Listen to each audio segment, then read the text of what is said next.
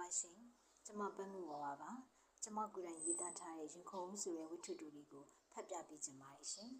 ။ငင်းငင်းခေဟာဒီနေ့မနက်တော့စိတ်ထဲအတော့ကိုခံရခက်နေတယ်။မနေ့ညကလေးကတနှုတ်နှုတ်ဖြစ်နေတဲ့စိတ်ဟာမနက်ဦးစီရောက်ချိန်တိုင်အောင်မပြေချင်သေး။တညာလုံးနဲ့ဟိုတွေးတီတူနဲ့လူးလွန်ပြီးကောင်းကောင်းအိတ်လို့မပြောတာမို့မျက်လုံးတွေကလည်းကျိန်းဆက်လူနေပြန်တယ်။ဘီနာကနေတော်မောင်ကတော့အိတ်နေတာများတကူကူတခေါခေါနဲ့ဟောက်များတောင်နေလိုက်သေးတယ်။ကိုကပူပန်နေရတဲ့လောက်ဒင်းကတော့အပူပင်ဆိုတာသူနဲ့လာလာမှမဆိုင်တယ်လို့အသေးကောင်များလို့အိတ်နိုင်လာကြည့်ရဲ့လို့တွေးပြီးစိတ်ထဲဒေါသတွေကတရရိပ်တက်လာပြန်တယ်။ဘီနာကနေပါဇက်အဟောင်းသားနဲ့အတန်မျိုးစုံထွက်အိမ်မောကြနေတဲ့ယောက်ျားပြစ်သူကိုကြည့်ပြီးအမြင်ကပ်လာတာမို့ဟာနေတဲ့ပါဇက်ကိုလက်နဲ့ပိတ်ပစ်ပြီးနှာခေါင်းကိုခတ်ချမ်းချမ်းဆွေးနေတော့ဘာဖြစ်တယ်လဲဘာဖြစ်လို့လဲဆိုတာဝူဝဝနဲ့လန့်ဖြန့်ပြီးအိမ်မုံစုံမွားထထိုင်တော့တယ်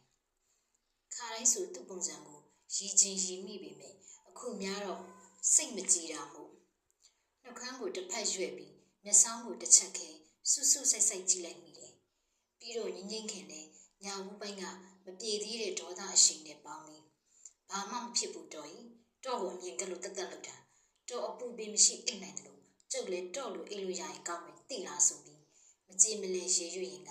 အမြင်ကက်ကက်နဲ့ခြင်တောင်ကျိုးတွေအကုန်ဆွဲဖြုတ်ပစ်ခဲ့ပြီးဘောက်ဆက်ဆက်နဲ့အိယာကထလာခဲ့ရတော့တယ်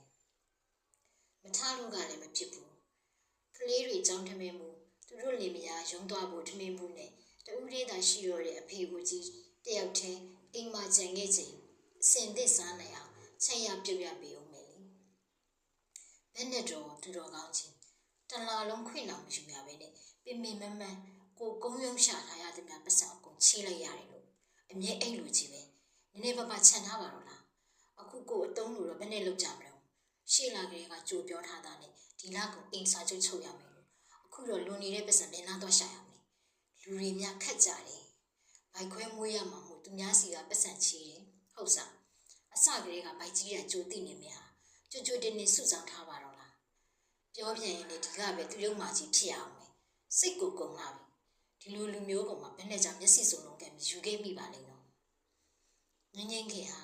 ပါဇက်ကလည်းတွတ်တွတ်ရှိယူရင်ကလက်ကလည်းအဆက်မပြတ်လှုပ်ရှားနေတော့တယ်ညာဦးပိုင်းကကြံတဲ့ထမင်းချမ်းကိုပဲပြုတ်200ဘူးဝယ်ပြီးရောကြုံလိုက်တယ်ထမင်းကြော်ကိုမီးဖို့ဘောကိုတင်ထားရင်းနဲ့ထမင်းဟိုးတဲဖို့ရဆန်ကိုခတ်တွတ်ဆေးလိုက်တယ်ဆန်ဆေးပြီးမီးဖို့ဘောတင်ပြီးတာနဲ့မပြီးသေးကော်ဖီအိုးကိုနှပ်ဖို့ပြင်ရပြန်တယ်ခဏနေတော့အငွေ့တထောင်းထောင်းထနေတဲ့ထမင်းကြော်ပကန်းတွေကိုခုခက်စပွဲပေါ်တင်ပြီးကျောင်းသွားရမယ့်ကလေးတွေကိုနှိုးရတယ်အဖေကတော့မနဲ့အစောချိန်ကလေးကနိုးနေတတ်သူမို့ဖျားထရှိခိုးပြီးအပေါင်းဖော်တွေနဲ့အတူလမ်းလျှောက်ထွက်သွားပြီးလမ်းလျှောက်ရံကပြန်လာရင်လည်းတမက်ဖြစ်သူကြိုက်တတ်တဲ့သတင်းစာနဲ့ဘောလုံးဆောင်ဆောင်တွေကလည်းမမိမလျော်ပန်လာတတ်သေးတာဘောလုံးပွဲများဆိုညနေထက်အထိအိပ်ပြတ်ခံပြီးလမ်းထိတစ်ဖက်ရည်ဆိုင်မှာတွားကြည့်တတ်တဲ့တမက်ဖြစ်သူကတော့အဲ့ဒီအချိန်အထိအိပ်ရတဲ့ကထွက်မလာနိုင်သေးပဲအိပ်လို့သာကောင်းနေတော့ရဲ့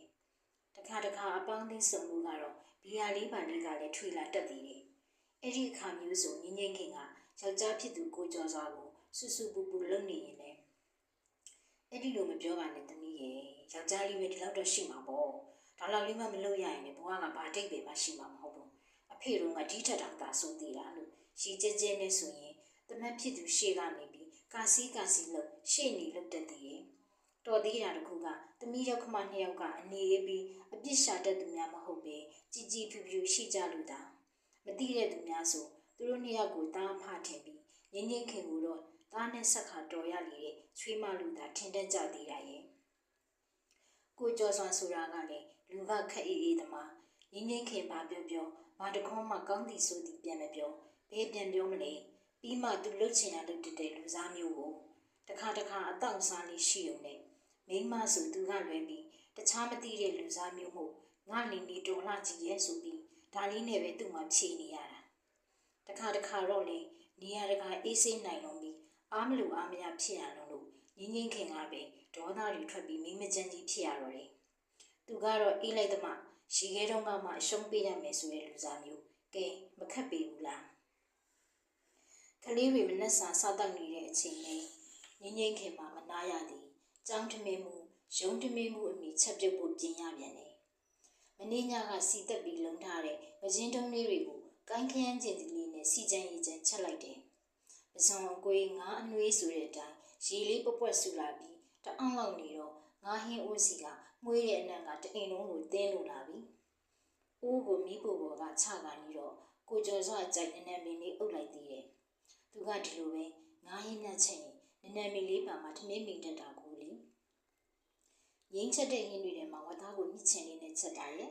ငါဟင်းကိုကန်းခရမ်းကျင်သီးလေးနဲ့နည်းနည်းမင်းလေးအုပ်ချက်တာကိုကြိုက်ဆုံးပဲစားချင်လိုက်တာမိမရဲ့အခုတော့ထမင်းစားရတာမကောင်းဘူးဆိုတဲ့သူ့အပြောမှာတနာစိတ်ဝင်ပြီးမနေ့ညနေရုံးစင်းချိန်ကညနေဈေးလေးမှာဝင်ဝယ်ခဲ့ရသေးတယ်မိမလုပ်သူကတော့ထမင်းမိမဈေးရောရဲဆိုပြီးစေတနာပို့လိုက်ရတာသူကတော့ဖြစ်မိမလုပ်သူစိတ်တူအောင်ကြီးတနေ့တစ်မျိုးမယိုးနိုင်အောင်တမင်ကိုရွေးလုံနေသလားတော့ထင်မိပြန်တယ်အိမ်ကမိသားစုတွေတက်တခြားသူတွေပေါ်ဆိုစေတနာကောင်းလို့ကြီးအစဉ်ပြေအောင်လုပ်ပေးနိုင်တဲ့သူတော်ကောင်းကြီးမဟာဂိယုဏရှင်ကြီးပါတော့ဆိုပြီးပါဇက်ကအစမပြတ်ရေရွံ့ရင်းကလည်းငါဟင်းစီပြန်ကလေးနဲ့တွဲစားဖို့အတွက်တရက်ချင်တုပ်ဖို့ကြက်တုံကိုပပလှိရပြန်တယ်မြေပဲဆန်ထောင်းထားတဲ့အစာမြများထည့်နှမ်းကလေးကိုဖြူပြီးငရုတ်သီးစိမ့်တောက်တွေကိုရိတ်ရိတ်ကလေးလှိလိုက်သေးတယ်အားလုံးပြင်ဆင်ပြီးဖျားဆုံးကပ်ဖို့နဲ့အဖေအတွက်တသက်ခွဲထမင်းကြိုက်တွေထည့်စီရီထည့်ပြီးတော့မနက်ကလေးကလှုပ်ရှားရှားလုပ်နေတဲ့သူမှာမောဟိုက်စာပြူရပြီတလလင်မယားနှစ်ယောက်လုံးကုန်းယုံအလုံးလုံးပါမှအိမ်စရိတ်ကလေးနှစ်ယောက်ရဲ့ចောင်းစီကလောက်တယ်ရလို့လည်းမရှိလာဘူးမိသားစု9ယောက်ရဲ့ဒီနေ့စရိတ်ကလည်းအကြီးသားလားသူ့မိဘကိုမိဘထောက်ပံ့နိုင်မှုနေတခါမလောက်ငါလို့အဖေရဲ့ပင်စင်စာလေးကိုယူသုံးလိုက်ရတာလေငင်းငင်းခင်စိတ်ထဲအတော့ကိုမချမ်းပြေးလှဘူးတသက်လုံးကိုကျွေးမွေးခဲ့ရတဲ့မိဘကိုကပြန်ပြီးအိမ်ဦးခန်းမှာတင်ပြီးကျွေးမွေးနိုင်လို့မပြောနဲ့ကလေးတွေကျူရှင်စရိတ်မလောက်လို့အိမ်စရိတ်မလောက်လို့ဆိုပြီးအဖေထုတ်ပေးတဲ့ပတ်စံတွေကိုမျက်နှာပူစွာမတိဟန်လွဲလုပ်ရင်ယူသုံးနေရတာဘလောက်ဝမ်းလဲစရာကောင်းနေဆိုတာဒင်းမသိလေရောသလားတကယ်ဆိုအဖေရဲ့ပင်စင်လစာလေးကိုအဖေစိတ်ကြိုက်လှူတင်လာလို့အဖေလှုပ်ချင်တာလှုပ်စီချင်တာသူကမယူဘူးတွင်ငင်းနေလေအိမ်ရဲ့အခြေအနေကိုသိနေတဲ့အဖေကရသမျှပင်စင်လစာလေးတွေကအနည်းချင်းကိုသာနှုတ်ယူထားပြီးကျန်တာကိုသမီးဖြစ်သူလက်ထဲဇွတ်ကိုထည့်ပြီးတော့ဒါရီသူ့ကိုသိအောင်ပြောပြတယ်အခိုက်တန့်မှာမိမရဲ့နောက်တော့အဆင်ပြေသွားမှာပါဆိုပြီးဒင်းကတော့ခက်အေးအေးပဲသူ့မှာသာသူ့လိုပုံစံမျိုးသူ့လိုအချိုးမျိုးနဲ့ဆိုတမိသားစုလုံးလမ်းပြေးအောင်ဆင်းနေရမလားမသိလောက်ကုန်ရက်ရောက်တိုင်းသူ့မှာအိမ်နေစရာအတွက်တီးတန့်ဖဲ့ဖဲ့ဆူထားတယ်လို့ဒါတိုင်းစုနိုင်တာမဟုတ်ရုံးကတန်ရင်နာရေးရက်ွက်ထေကတန်ရင်နာရေးရှိတဲ့အချိန်ဆိုလက်ထဲငွေပြက်နေတဲ့အခါနေများကြုံရင်ဆူထားတာလေးတွေကပြင်းပြနှိုက်ပြီးသုံးရတတ်သေးတယ်ဒီလိုနဲ့ပဲတန်တရားကိုလင်းနေတော့တာပဲစားစရာဟင်းမရှိရင်မပြည့်ရည်နဲ့စားလို့ရတယ်နေစရာမရှိလို့မဖြစ်ဘူးဆိုတဲ့အတိုင်း6လတခါအင်္ဂါစာချုပ်ချုပ်ရတိုင်းငင်းခင်မှာမျက်ခုံးလှုပ်ရပြီမိဘလက်ထက်ကလေးကဆင်ပေးထားတဲ့လက်ဝတ်လက်စားဆိုတာကလေသူနဲ့အိမ်အောင်ကြတာမှတတိတိနဲ့ကုံတော့တာအဖေဖြစ်သူစိတ်မကောင်းဖြစ်မှဆိုလို့တာအတုထိုးတန်တာထိုးရသေးတာရွှေဆိုလို့မွေးရင်တော့ရှူစရာကိုမရှိတာကြားကြလာပေါ့တိတာတိစီမမြင်စေနဲ့ဆိုသလိုဟန်ကိုကူလှုပ်ထားရတာလေ6တန်းတက်နေတဲ့အကြီးကောင်တစ်သက်ရှိနေပြီရုံးကစုမဲရတော့ကလှုပ်ထားတဲ့လက်ကောက်လေးလေမနစ်ကအိမ်စာချုပ်တော့ကငွေလိုလို့ကိစ္စချောသွားရပြီအမေအမွေပေးထားခဲ့တဲ့ငကတ်ဖူးလေးကလည်းလာလေတော့ကငွေအသုံးလို့အပေါင်ဆိုင်ကိုအလေတစ်ခေါက်ထပ်သွားရပြီနဘောက်ဟောင်းလောင်းနဲ့မြေမကောင်းလာမို့အနီးဆက်ဆုံးတူတာလေးကိုအစားထိုးဝစ်ထားရတယ်ဒါရီသူ့ကိုပြောပြတော့ဒင်းကဘာပြန်ပြောတယ်မှတ်တော့မရှိဝမ်းစာရှိတစားပါမိမရဲတယ်လေကိုအေးစေးကြီးနီးနိုင်ရက်သူကြီးကတော့ချစ်သူရေးစားဘဝကတော့အဦးဆုံးချစ်ရသူအဦးဆုံးရင်ခုန်ရသူမှုသူ့မျက်နှာကိုမြင်ရရင်ပဲအလိုလိုပျော်ရွှင်နေတော့တာအခုများတော့ဒေါပွားစရာတွေတွေးတိုင်းစိတ်ထဲတနှုံနှုံမှုအခုတလောတော့ဒင်းမျက်နှာကိုမြင်ရတိုင်းစိတ်ကအလိုလိုတူနေပြီးကုတ်ချင်ဖဲ့ချင်စိတ်ကိုဖြစ်နေတော့တာဟာမိမကလည်းကိုကိုစောစောနှုတ်ပါဆိုစီးဝေးရှိတယ်ပြောထားရင်လည်းကားကကြက်နေရင်စီးဝေးမမီပဲတန်းရိုက်ခံရအောင်ပဲမိမငါးဟင်းချက်ထားလားအနံ့လေးကလည်းမွေးနေရပဲနနမင်းကိုရောအုပ်လိုက်သေးလားငါးဟင်းကနနမင်းထဲမှာပူစားကောင်းတာကွာဖိုက်တောင်စားလာပြီကော်ဖီမြန်မြန်ဖြော်လာပြီအဖေညကပွဲကောင်းနေသေးလားဒါကြောင့်ပြောတာအဖေကိုလိုက်ကြည့်ပါဆိုတာတ ရင်းစာနဲ့စာစာတွေအတွက်ကျေးဇူးပဲဖေ။စီဝေးနောက်ကြမှာမို့ကျွန်တော်ရုံးသွားပြီးမှဖတ်ရမယ်။တက်တယ်ဆိုပြီးလိုက်ရှာမနေနဲ့အောင်။ဟောပြောရင်းဆိုရင်နိုးလာပါပြီမြတ်တုံးကြီး။တညာလုံးတော့တခုခုမိအောင်အိတ်နေပြီးတော့ကို့ဘေးကမိမအိတ်ပျော်ရင်လား။ဘာလားတခေါမမီအခုများတော့အစည်းဝေးနောက်ကြမှာစိုးတယ်လေ။မုန်းလိုက်တာစိတ်ထဲကခါခါရေရုပ်မိတော့တယ်။နေ့ချိတ်မှအိပ်ပျော်ရလားသူတော်ကောင်းကြီးမဟာဂယုနာရှင်ကြီးဒီကနေ့လာစမ်းတဲ့နေ့မနေ့ပြန်အိမ်စာချုပ်ချရတော့မှလည်းတတိရပါဘူးမနေ့ကရတဲ့ကျမလာစာကလည်းဆံဝဲစီဝဲပြီးကလေးကျူရှင်စီတွေဖဲလိုက်ရတယ်ဘလောက်မှမကြံတော့ဘူးမီတာကရေကနဲ့တခြားအခွန်ခါတွေလည်းဆောင်ရအောင်မယ်အိမ်အတွက်စုထားတဲ့ပတ်စံကလည်း2 သိန်းလောက်လိုနေတယ်ကျမကတော့လူရာလေးရှင့်ရဲ့လာစာနဲ့ဖြည့်လို့စိတ်ကူးထားတာဘလို့စိတ်ကူးနေများလာစာတပြားမကြံချီးလိုက်ရတာနော်ဒီကနေ့ပြန်ပြီးမယ်ပြောလားကျမဝတ်ထားတာပြီးကြည့်ပြီးဝဝမြင်တိုင်းရွှေထင်းမနေနဲ့တော်ကြီးရှင်ကြီးနဲ့တော့ခတ်တယ်သိလားခတ်တယ်မိမကလေကိုလက်အောက်ကဝင်တာမို့ကို့မှာတောင်းရင်ရှိတယ်လေကွာနေကလည်းနေကမို့ချက်ချင်းကြီးတော့သူတို့လည်းဘယ်အဆင်ပြေမလဲကွာသူတို့ခင်ဗျာအတိမိတ်ဆွေဆိုလို့ကိုပဲရှိတာအကူညီလိုနေတဲ့သူကိုကူညီလိုက်ရတာယူတတ်ရင်ကုသိုလ်တော်ရသေးတယ်ကွာအဆင်ပြေသွားမှာပါကွာမြင်းလည်းမမြန်လို့ဘလုံးတော့ကြနေအောင်ပဲကိုတော့လစ်ပြီးမိမကြီးကြွရှင်မဲအရင်ကြွကျမကတော့ရှင်ကိုအေးအေးလူမသွားနိုင်ဘူးတော်ကြီးလှုပ်ရှားတွေတလေကြီးကြံနေတယ်ရှင်မဲငိမ့်ညံ့တယ်အချိန်တန်ထမင်းချိုင်လေးကောက်ဆွဲပြီးသွားလာရတာကျမမှသာငိမ့်ငိမ့်ခင်ဟာပြောရင်းနဲ့စိတ်ထဲအတော့ကိုဝမ်းနေလာတာမို့ငိုးတန်းတွေတောင်ပါလာတယ်နာရီကိုလှမ်းကြည့်တော့8 နာရီထိုးဖို့10 မိနစ်လို့အဖေကတော့ကလေး2 ယောက်ကိုကြောင်းလိုက်ဖို့ထွက်သွားပြီသူ့အလုပ်က9 နာရီမှဝင်ရတော့မို့အချိန်တော်ပိုနေသေးတယ်ခါတိုင်းဆိုအလုံးနဲ့အိမ်က15 မိနစ်လောက်ကားစီးရုံနဲ့ရောက်တာမို့ကတ်ထွက်ရုံပဲဟိုတလောတုန်းကကားလမ်းတွေလမ်းကြောင်းပြောင်းလိုက်တာမို့15 မိနစ်လောက်စီးရတဲ့လမ်းကြောကအတော့ကိုကတိသွားသေးတယ်ကားငါးစီးရင်2000လောက်နဲ့ရောက်တယ်ဆိုပေမဲ့လေဒီငွေလေး2000ကိုသူ့မှာမသုံးရဘူးငွေလိုလို့ဒုက္ခများရရင်သူ့မှာပဲစိတ်ဆင်းရဲရတာမဟုတ်လားတွေးရင်တော်ရင်နဲ့မနက်ခင်းပိုင်းချက်ပြစ်နေရင်ကစိတ်ထားနေတဲ့အဝိတ္တဇာလုံးကိုလျှော်ဖို့ပြင်ရပြန်တယ်လူ9 ယောက်ရဲ့အဝိစားတွေကိုတနေ့တစ်ခါမလျှော်မိပဲပုံထားရင်သူ့မှာသာမောကြောပဲအဖေအဝိတွေကကြီးသိမ့်မရှိလို့သာသူ့မှာတက်တာရသေးတယ်တခါအဖေကသူ့တားနေတဲ့ကြားကရေချိုးရင်သူ့အဝိစားလေးတွေတနိုင်ကူလျှော်ပေးသေးတယ်ကလေး2 ယောက်ကတော့ကျောင်းသွားတာစာသွားတင်တာမဟုတ်ပဲမြောက်ရှုံအောင်များသွားဆော့ထားသလားအောင်းနေရတယ်အဖြူတစ်ထည်လုံးဟာအကြားလက်မရှိမဲညစ်လို့ကိုကျော်စာဆိုလဲဘာထူးလဲအင်ကြီးကော်လန်စားဆိုတာကြီးအထက်ထက်နဲ့သူ့အင်ကြီးများလျှော်ရမယ်ဆိုငင်းငင်းခင်မှာငိုခြင်းစိတ်တောင်ပေါက်နေတယ်အဖေလိုများတိတ်တရင်အောက်ကိုရရင်ဘလောက်တောင်ကောင်းမလဲအခုများတော့အိမ်မှုကိစ္စအားလုံးဟာမိမများအတွက်သာလုပ်ရမယ်လို့ဘယ်ကမှဥက္ကဋ္ဌများတတ်မှတ်ပေးထားလိုက်တယ်ယောက်ျားတွေကအိမ်မှုကိစ္စနဲ့လမ်းမှမဆိုင်ဘူးလို့များရှေးပဝေတနီကလူကြီးသူမများရှေးရိုးဆွဲဝါဒီများကိုခြံထားခဲ့ရတယ်လေစိတ်ထဲအတော်ပင်နာလာတာမို့ကြီးအထက်ထက်နဲ့ရှိနေတဲ့အင်ကြီးကော်လန်စားကိုကျော်စွမ်းမျက်နှာအမှတ်နဲ့ brush နဲ့ခန့်လန်တာပွတ်နေမိတော့တယ်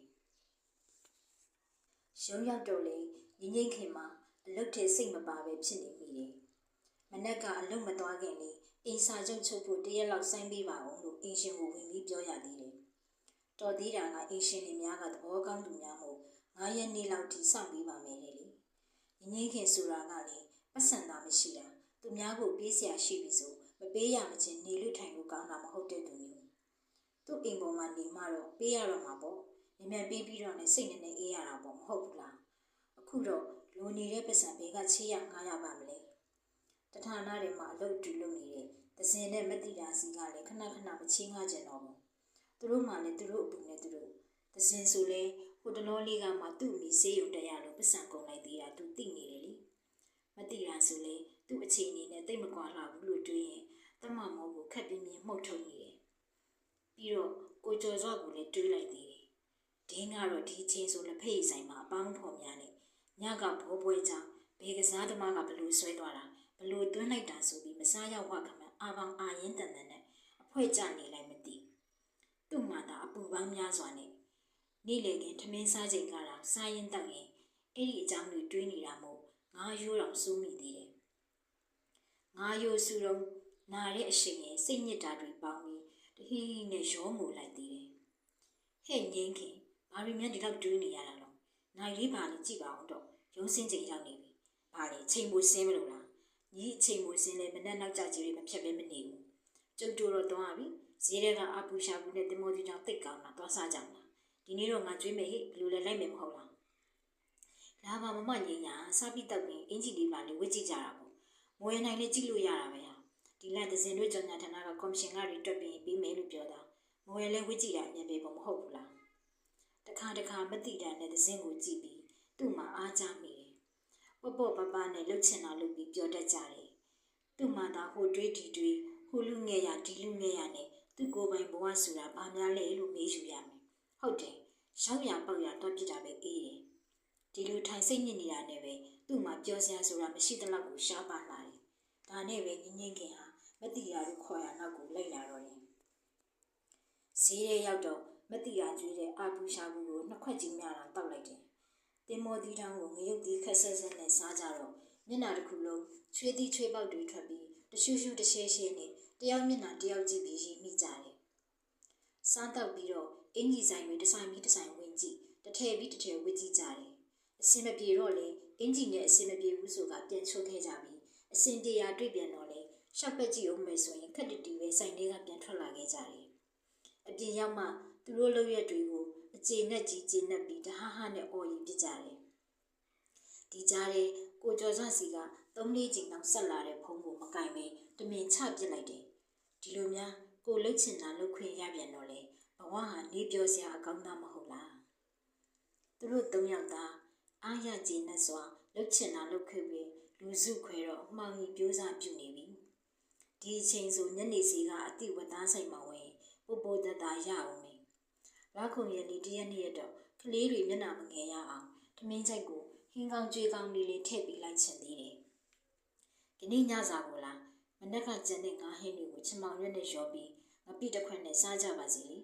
ဒါမှတနေ့ဟင်းချက်ဖို့ရစဉ်းစားရတာတွေ့ရချက်ရတာဘလောက်စိတ်ညစ်စရာကောင်းလဲဒင်းသိမှာအဖေကိုတော့ကြောက်ဦးလေးကြော်ပေးရမယ်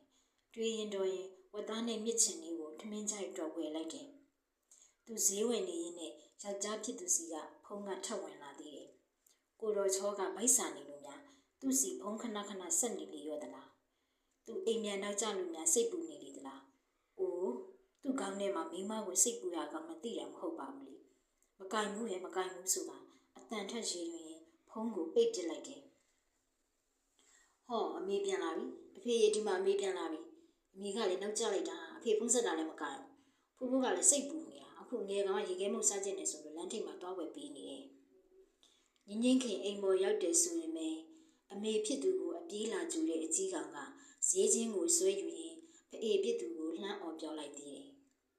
မိမလုတ်သူကတော့မောပန်းနဲ့အခုမှပြန်ရောက်တယ်ဒင်းကတော့ဖြင့်အိတ်ခမ်းလေးကထွက်မလာနိုင်အောင်ဘာလုပ်နေတယ်လဲခလေးတွေသာရှိမနေခဲ့ရင်တော့လားဒင်းကိုအခုချက်ချင်းကိုကွာပစ်တယ်သားတို့ဗိုက်စာနေပြီလားအမေမြန်ချက်ပေးမယ်ခဏဆောင်နော်သားတို့စားပြီးပြီအမေကအဖေပြန်ရောက်တော့ကထမင်းကိုတည်ပေးတယ်မနေ့ကငါးဟင်းဦးကိုနှွေးပေးတယ်သားတို့ရောဖူဖူရောအဲ့ဒါနဲ့ပဲစားလိုက်တယ်အဖေကတော့အမေပြန်လာမှတူတူစားမယ်လို့ပြောတယ်အကြီးကောင်စကားကြောင့်ညင်းညင်းခင်မှာအံ့ဩလုံးလို့မျက်ခုံးမြတောင်မြင့်တက်ပြီးပါဇက်ကလည်းအလူလေးအံ့စရာလူတောင်ခုန်ထွက်လာတယ်ဒါနဲ့ပဲသူလဲနောက်ဖေးဘက်စီကိုဝင်လိုက်တယ်ဆိုရင်ပဲကုန်းကွက်နဲ့တယောက်တည်းအလုပ်တွေရှုပ်နေတဲ့ယောက်ျားဖြစ်သူကိုကျော်စွာကိုတွေ့လိုက်ရတယ်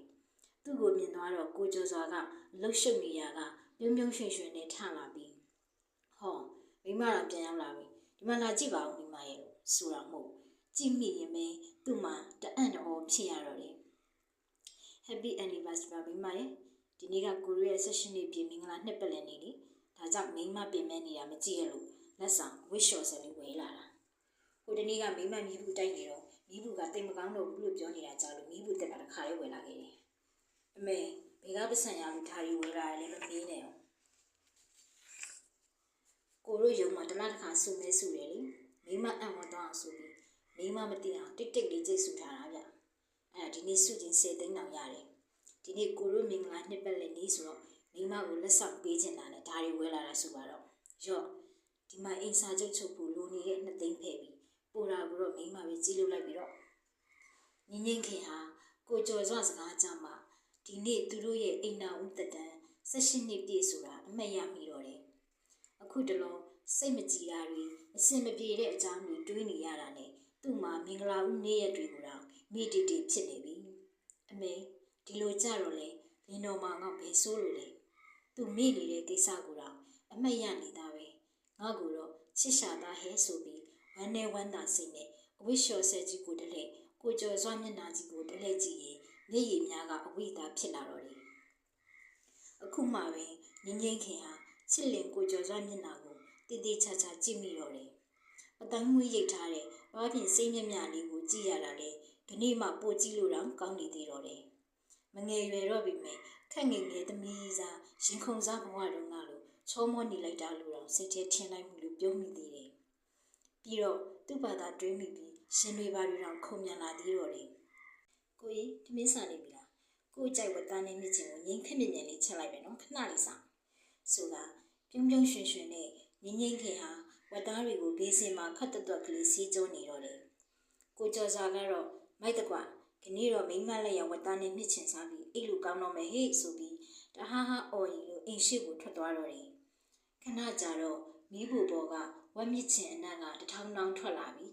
ငင်းငင်းခင်နဲ့ဟင်းအိုးကိုအပေါ့ငယ်မီးနေရင်ကထမင်းစားပြီးရင်လင်းတော်မောင်သွေးမတူအောင်တောက်ဖို့တမယာရေးချင်းချင်းလေးတစ်ခွက်တော့ဖြော်ပေးအောင်မှလို့စိတ်ကူးရပြီးပါဇက်ကလေးတချင်းတီအေးအေးနီးရင်တမယာရေးဖြော်ဖို့ပြင်ဆင်နေတော့တယ်